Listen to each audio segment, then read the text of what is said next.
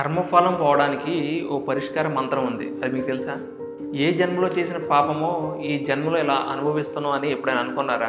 ఆ కర్మఫలాన్ని జన్మ జన్మల దోషాలను తొలగించే ఒక అద్భుతమైన మార్గమే యాల సుగంధి మాల పరిహారం. మనకు 27 నక్షత్రాలు ఉంటాయి కాబట్టి ఆ నక్షత్ర దోషాల నివారణకు ఈ సంఖ్య చాలా ముఖ్యం.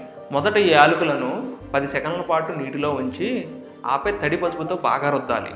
ఇప్పుడు ఒక సూది సహాయంతో ఒక్కో యాలకును గుచ్చుతూ ప్రతిసారి ఓం నమో నారాయణాయ అనే మంత్రాన్ని జపిస్తూ ఒక దండలా తయారు చేయాలి. ఇలా సిద్ధం చేసిన మాలను శంకుచక్ర గదాధారి అయిన శ్రీ వెంకటేశ్వర స్వామికి సమర్పించాలి. ఇలా వరుసగా 8 శనివారాలు చేయాలి.